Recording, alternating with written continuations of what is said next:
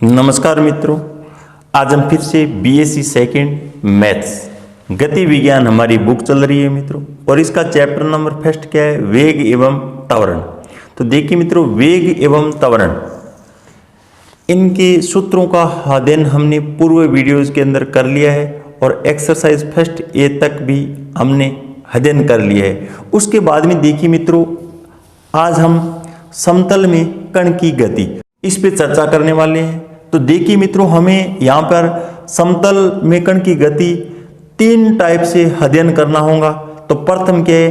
निर्देशीय अक्षों के समांतर वेग एवं त्वरण, और दूसरा अरीय तथा अनुप्रस्थ वेग और त्वरण, सप्रस रेखीय और अभिलंबिक वेग एवं त्वरण। तो देखिए मित्रों, यहाँ पर तो आपके जो सामान्य फॉर्मूले लगते हैं वेग और त्वरण के, उन्हीं का हम अध्ययन करने वाले हैं।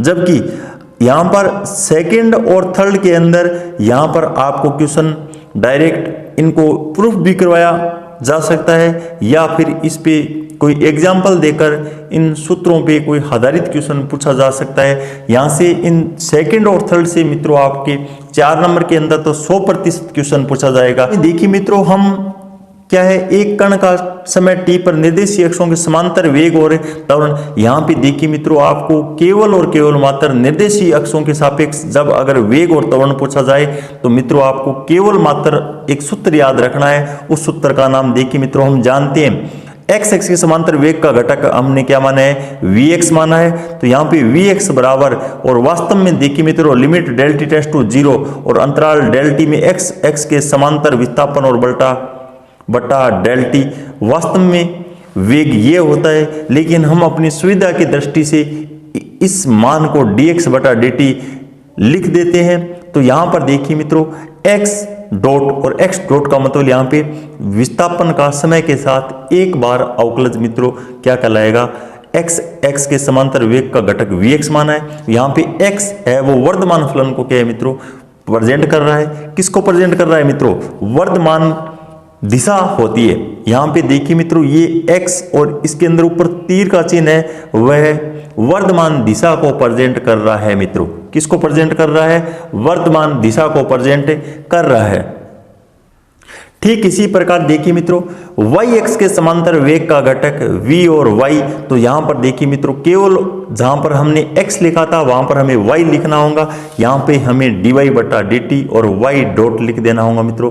यहाँ पर देखिए मित्रों, वर्तमान दिशा को y अक्ष के समांतर विस्थापन के अंदर प्रेजेंट कर रहा है। तो इस प्रकार हमने यहाँ पे देखिए मित्रों, निर्देशीय अक्षों के सापेक्ष वेग और त्वरण का मान निकाल लिया है। लेकिन जब आपको मित्रों परिणामी वेग का मान पूछा जाए तो हमें क्या करना होगा? अंडररूट के अंदर जो x अक्ष और y अक्ष के अंदर हमने वेग निकाले हैं उनका स्क्वायर करके और इन दोनों को जोड़ दीजिए मित्रों, तो आपका परिणामी वेग प्राप्त हो जाएगा। यहाँ से कोई इंपॉर्टेंट बात नहीं बनती है मित्रों, सामान्य जो फॉर्मूले बनते हैं उन्हीं पे आधारित क्वेश्चन है, और यहाँ से क्वेश्चन बनने के कम चांसेस बनते हैं मित्रों। लेकिन फिर भी मेरा तो पढ़ाने का फर्ज है, मैं तो कंप्लीट टॉपिक है वो पूर्ण करवाऊंगा। देखिए मित्रों, उसके बाद में यहाँ पे tan साइन बराबर, यहाँ पे क्या करना होगा मित्रों? हम जानते हैं y बराबर mx होता है, और यहाँ पर देखिए मित्रों, जब हम प्रवणता का मान निकालते हैं तो y बटे x होता है। इसका मतलब ये हुआ मित्रों, जो y x के अंदर हम किसका भाग लगाते हैं? x x का भाग लगाते हैं। तो यहाँ पे देखिए मित्रों, y डॉट का मतलब dy बटा dt और x डॉट का मतलब dx बटा dt। तो यहाँ से dt से dt को कैंसिल करने के बाद में dy बटा dx मान बचेगा। ये हमारी क्या है मित्रों? दिशा को प्रेजेंट करेगा। तो इस प्रकार से हमने देखिए मित्रों, खास तौर से क्या बात पड़ी है, परिणामी वेग पूछा जाए तो ये फॉर्मूला लगाना होगा। अगर दिशा पूछी जाए तो यहाँ पे देखिए मित्रों ये लगाना होगा। अगर आपको पथ पूछ लिया जाए मित्रों, किसी भी क्वेश्चन के अंदर आपको पथ पूछ लिया जाए तो हमें क्या करना होगा? जो क्वेश्चन के अंदर मान दिए गए हैं उस कंडीशन के अनुसार हमें कोई ऐसा संबंध निकालना होगा जिससे उस वक्र को प्रेजेंट किया जा सके। तो देखिए मित्रों, उसके बाद में त्वरण क्या होता है मित्रों? वेग में परिवर्तन और बटा समय के सापेक्ष वेग में परिवर्तन बोल सकते हैं। तो देखिए मित्रों, p पर x अक्ष के समांतर त्वरण का घटक, यहाँ पर देखिए मित्रों, प्रूफ करने वाला फॉर्मूला मेरी नज़र के अंदर नहीं पूछा जाएगा। यहाँ पर केवल आपको सामान्य जो वेग के फॉर्मूले होते हैं और त्वरण के जो फॉर्मूले रहते हैं उन्हीं का अध्ययन करना है। इतना इंपॉर्टेंट टॉपिक नहीं है मित्रों। डी स्क्वायर एक्स बटा डी टी स्क्वायर, यहाँ पे एक्स डबल डॉट कर देंगे। अब उसके बाद में ठीक इसी प्रकार वाई एक्स के समांतर वेग में परिवर्तन और बटा डेल टी, तो यहाँ पर डी स्क्वायर वाई बटा डी टी स्क्वायर निकाल देंगे मित्रों और वाई डबल डॉट कर देंगे। वही काम यहाँ पर हमें करना है परिणामी त्वरण। परिणामी त्वरण मतलब एफ बराबर under root x double dot का square plus y double dot का स्क्वायर कर देंगे। अब अगर हमें थीटा या टेन थीटा निकालना हो तो वाई डबल डॉट बटा एक्स डबल डॉट लिख सकते हैं मित्रों। अब यहाँ पर सार रूप में आप इसे समझ सकते हो मित्रों, एक्स एक्स के समांतर त्वरण डी स्क्वायर एक्स बटा डी टी स्क्वायर बराबर डी यू बटा डी टी और U D U D x. अब उसके बाद में देखिए मित्रों, वाई एक्स के समांतर त्वरण डी स्क्वायर वाई बटा डी टी स्क्वायर, हम इसे डी वी बटा डी टी भी बोल सकते हैं या फिर हम v d v d y भी बोल सकते हैं मित्रों। और इन तीनों फॉर्मूलों के जो सभी के सभी कॉन्सेप्ट है वो हमने पूर्व वीडियोस के अंदर भी अध्ययन किए हैं, तो वहाँ से है वो याद भी होंगे मित्रों। और यहाँ पे देखिए मित्रों, केवल एक्स एक्स और वाई एक्स के समांतर अगर पूछ लिया जाए तो हमें यहाँ पे एक्स लिखना होगा, यहाँ पे क्या है वाई लिखना होगा और कोई फर्क नहीं है यहाँ पर। अब यहाँ पे क्वेश्चन के अंदर आपको देखिए मित्रों क्या दिया हुआ मिल सकता है, किसी कण के वेग एवं त्वरण से तात्पर्य उसके परिणामी वेग और त्वरण से होगा। अगर आपको परिणामी नाम मिले तो भी ठीक है मित्रों, अगर नहीं मिले तो आपको परिणामी ही समझना है। जैसे इस क्वेश्चन को हम एग्जाम्पल नंबर फर्स्ट को किस प्रकार से हल करते हैं, देखिए मित्रों, यदि किसी गतिमान बिंदु की टी समय पर स्थिति x बराबर एक कोस टी y बराबर a sin t द्वारा ज्ञात, तो इसका वेग त्वरण और पथ ज्ञात कीजिए। तो देखिए मित्रों, वेग त्वरण तो सामान्य बात है, लेकिन जब आपको पथ पूछेगा तो क्वेश्चन के अंदर कोई पथ बनेगा तभी पूछेगा, नहीं सभी क्वेश्चनों के अंदर पथ आपको नहीं पूछने वाला है। तो देखिए मित्रों, हमें क्या दिया गया है, क्योंकि x बराबर एक कोस टी y बराबर a sin t, तो यहाँ पे देखिए मित्रों dx बटा dt निकाल लेंगे, हम dy बटा dt निकाल लेंगे, फिर इसका दोबारा उकलज कर लेंगे तो त्वरण निकल जाएगा और ये तो x x के समांतर हो जाएगा, ये y x के समांतर हो जाएगा मित्रों। अब हमें क्या है, t समय पर परिणामी वेग, यहाँ पे वेग नाम दिया गया है मित्रों, लेकिन हमें क्या समझना है, परिणामी वेग से ही इसका तात्पर्य लगाना होगा। यहाँ पे अगर आपको परिणामी मिले तो भी ठीक है, अन्यथा हमें परिणामी ही मान कर चलना होगा। तो परिणामी वेग है वो हम जानते हैं अंडर रूट एक्स डॉट का स्क्वायर वाई डॉट का स्क्वायर, यहाँ पर हम x और y के मान रख देंगे मित्रों जो डॉट के अंदर हमने निकाले हैं। इसका मतलब ये हुआ समीकरण फर्स्ट और सेकंड का जो हमने अवकलज किया है उसको यहाँ पर रख देंगे। और हम जानते हैं sine square T plus cos square T का मान एक होता है मित्रों, यहाँ पर a स्क्वायर और a स्क्वायर मित्रों। और यहाँ पर देखिए मित्रों, इसका परिणामी रूप से जो मान आएगा मित्रों वो हमारे पास मात्र और मात्र a आएगा। इसी प्रकार हम परिणामी त्वरण इस प्रकार निकाल सकते हैं। उसके बाद में देखिए मित्रों, मेन क्वेश्चन यहां से बनता है मित्रों, हमें पथ निकालना हो तो हम जानते हैं कि साइन स्क्वायर थीटा और कोस स्क्वायर थीटा का मान एक होता है। तो मित्रों यहां पर हम समीकरण फर्स्ट और सेकंड का क्या है स्क्वायर करके जोड़ देंगे, तो हमारे पास देखिए मित्रों x square plus y square बराबर ए स्क्वायर, जो कण के पथ का समीकरण जो वृत्त को क्या है निरूपित करता है मित्रों। और इस वृत्त की त्रिज्या वो क्या है, ए है, हमारे पास त्रिज्या क्या है, ए है।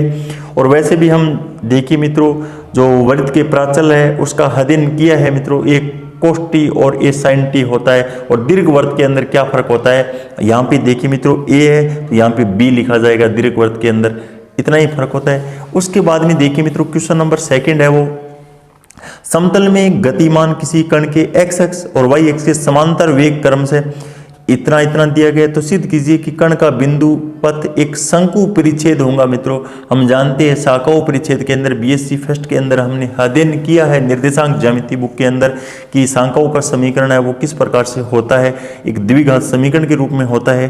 तो देखिए मित्रों, हमें यहाँ पे एक्स एक्स के समांतर जो वेग होगा वो उसे हम dx बटा dt बोलते हैं मित्रों, या हम इसका मान u प्लस ई वाई लिख देंगे और यहाँ पे dy बटा dt इतना मान लिख देंगे। और यहाँ पर हमें देखिए मित्रों dy बटा dt का मान निकालना हो तो इसका मतलब ये हुआ, यहाँ पे समीकरण इसको सेकंड मान लेते हैं और इसको फर्स्ट सेकंड के अंदर फर्स्ट का भाग लगा देंगे, तो हमारे पास v प्लस ई एक्स और बटा u प्लस ई वाई निकल कर आ जाएगा।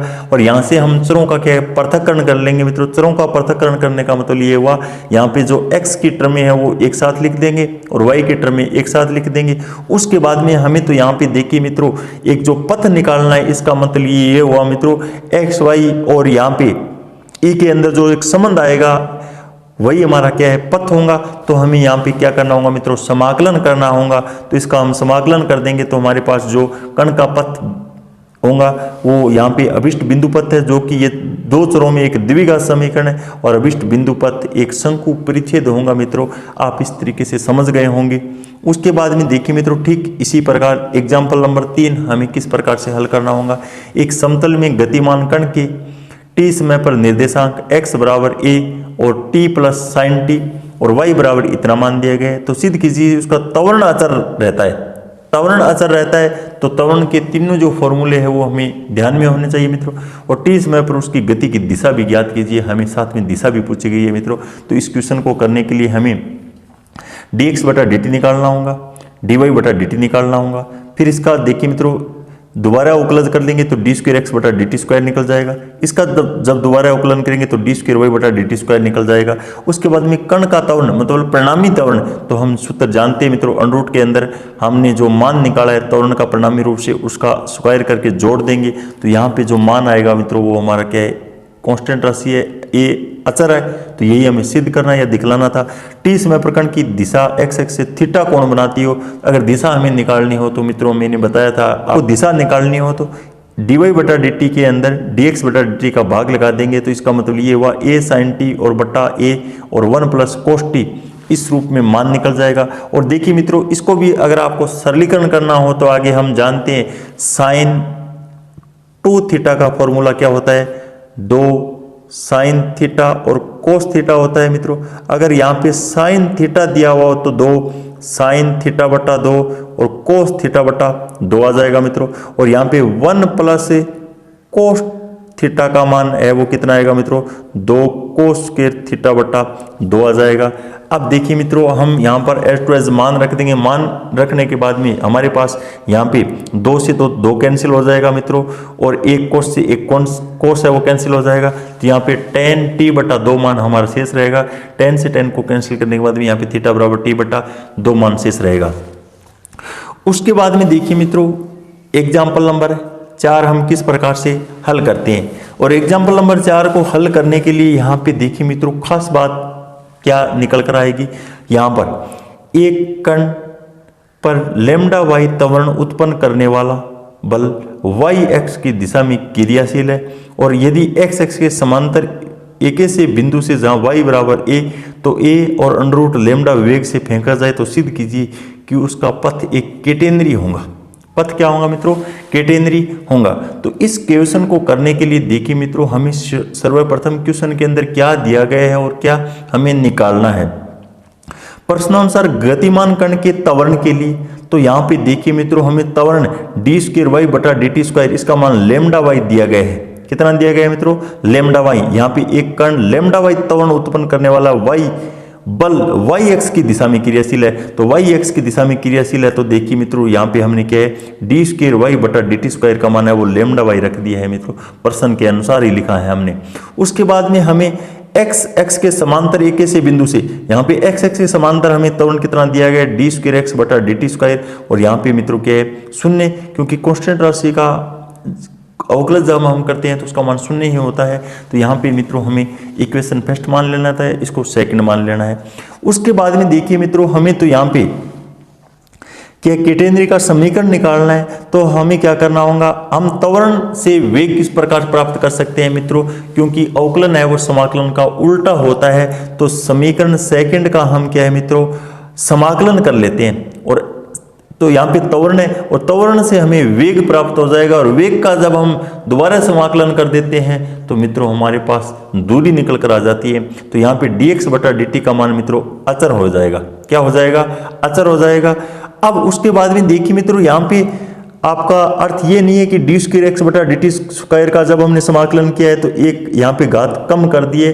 तो उस कॉन्सेप्ट को समझने के लिए आप मेरे साथ अंत तक जुड़े रहिए। तो देखिए मित्रों, यहाँ पे और अचर का मान भी हमें दिया गया है मित्रों, कितना है, a और अंडर रूट लैम्डा, हम ज्यों का त्यों लिख देंगे मित्रों। और जब हमें y बराबर a और dx बटा dt, इसका मान a अंडर रूट लैम्डा दिया गया है, तो पुनः हम समाकलन, ऐसा हमने आपको पहले भी बता दिया है मित्रों, जब वेग दिया है और हमें दूरी या विस्थापन निकालना हो तो हमें क्या है, वेग का समाकलन करना होता है। तो यहाँ पे dx बटा dt, इसका जब दोबारा समाकलन करेंगे तो x और बराबर a और अंडर लेमडा और t आ जाएगा मित्रों, और प्लस एक समाकलन स्थिरांक a ले लेंगे और a एक समाकलन अचरांक है। अब जब आप इसका पुनः मित्रों आप अवकलज करते हो तो इतना ही मान आपको प्राप्त होने वाला है। अब हमें क्या है मित्रों, a का मान निकालना है, और a का मान हम किस प्रकार से निकाल सकते हैं देखिए मित्रों, जब परंतु t बराबर 0, तो यहाँ पे देखिए मित्रों हमारे पास t बराबर 0 है, तो यहाँ पे x बराबर 0, तो यहाँ पर x और t की जगह जब हम 0 0 रखेंगे मित्रों तो हमारे पास a का मान भी मित्रों क्या है, शून्य आ जाएगा,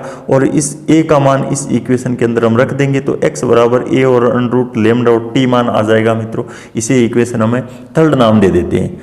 उसके बाद में हमें देखिए मित्रों, ये तो हमने x एक्स के समांतर घटक का जिक्र किया है। जब हम y x घटक पे चर्चा करते हैं तो फर्स्ट का क्या है, समाकलन करते हैं। तो फर्स्ट का समाकलन देखिए मित्रों, dy बटा dt का होल स्क्वायर और बराबर लैम्डा y स्क्वायर और प्लस b आने वाला है। इस मान को आप मित्रों डायरेक्ट याद भी रख सकते हो, और अगर आपको प्रूफ चाहिए पूरा तो अंत तक वीडियो को देखते रहिए मित्रों। अंत में इसका फुल कॉन्सेप्ट मैं आपको बता दूंगा मित्रों। यहाँ पे इस समीकरण से इस समीकरण को किस प्रकार से लाया गया है, तो क्योंकि अवकलन समाकलन का उल्टा होता है, इस परिभाषा से लिखा गया है। मैं आपको डायरेक्ट तो बता देता हूं मित्रों, जब आप इसका अवकलज करते हो तो यही मान आपको प्राप्त होने वाला है मित्रों। अब यहाँ पे देखिए तो मित्रों प्रश्न अनुसार y बराबर a है, तो यहाँ पे dy बटा dt, क्योंकि कांस्टेंट का क्या अवकलज होता है, 0 होता है। यहाँ पर जब आप इसका मान निकालते हो तो मित्रों यहाँ पे dy बटा dt की जगह 0 रख देते हो और y बराबर a रख देते हो, तो b बराबर माइनस लेमडा a स्क्वायर मान प्राप्त होगा आपको, और इस मान को यहाँ पे रख देना मित्रों आपको। और यहाँ पर रखने के बाद में dy बटा dt का होल स्क्वायर बराबर लेमडा कॉमन बाहर ले लेंगे, वाई स्क्वायर माइनस ए स्क्वायर मान शेष रहेगा। यहाँ से देखिए मित्रों जब हम स्क्वायर हटाएंगे तो डी वाई बटा डी टी यहाँ पे अंडरूट लग जाएगा। अब यहाँ पर देखिए मित्रों हम चरों का क्या कर देंगे, पृथक्करण कर देंगे। चरों का पृथक्करण करने के बाद में यहाँ पे डी टी लिख देंगे, और जो वाई और अचर और ए और डी वाई को एक तरफ लिख लेते हैं। फिर यहाँ से देखिए मित्रों समाकलन कर देते हैं, तो टी बराबर यहाँ पे 1/अंडरूट लेमडा आ जाएगा मित्रों। और यहाँ पर देखिए मित्रों हम जानते हैं कि वाई स्क्वायर माइनस ए स्क्वायर, और इसका जो मान होता है वो कोस एच इनवर्स वाई बट्टे ए हो जाएगा, और यहाँ पे एक समाकलन स्थिरांक डी लिख देंगे मित्रों। जब हमारे पास प्रारंभ में y बराबर a और t बराबर 0 हो तो यहाँ पे d बराबर भी क्या है, 0 प्राप्त होगा मित्रों। तो यहाँ पे t बराबर 1/अंडरूट लेमडा कोस एच इनवर्स y बटे ए। और यहाँ पे समीकरण 3 नंबर और 4 नंबर से जब हम t का विलोपन करने पर पथ का अभिष्ट समीकरण प्राप्त करते हैं तो हमारे पास ये जो केटेनरी का जो वास्तविक समीकरण होता है वही प्राप्त होता है मित्रों। y बराबर a कोस हाइपरबोलिक और x बटा a जो कि केटेनरी का के मानक समीकरण है मित्रों। यहाँ पे हाइपरबोलिक के अंदर मतलब ये हुआ मित्रों अति परवलय त्रिकोणमिति के अंदर हम साइन कोस tan लेते हैं, जबकि अति परवलय के अंदर हम जो सूत्र लिखते हैं वो हाइपरबोलिक के अंदर लिखा जाता है मित्रों। जब इनके समाकलन करते हैं साइन कोस tan के तो यहाँ पे नेगेटिव और पॉजिटिव वाला झंझट नहीं रहता है, क्योंकि साइन कोस और tan तीनों का साइन है वो समाकलन के अंदर पॉजिटिव आता है, और tan कोट सेक इनका मान नेगेटिव के अंदर आता है। तो इस प्रकार आपने देखिए मित्रों केटेनरी का मानक समीकरण वो ज्ञात कर लिया है। और देखिए मित्रों इसका हम जब समाकलन करते हैं तो हमारे पास किस प्रकार से मान आता है, इसको हम देखिए मित्रों किस प्रकार प्रूफ कर सकते हैं। अंत में मैं आपको देखिए मित्रों क्वेश्चन जो हल करके बता दूंगा।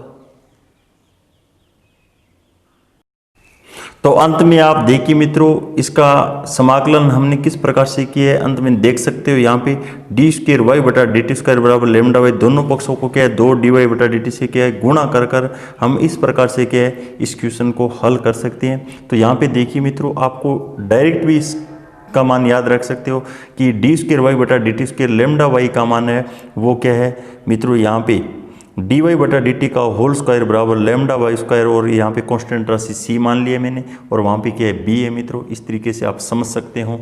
धन्यवाद मित्रों, जय हिंद जय भारत।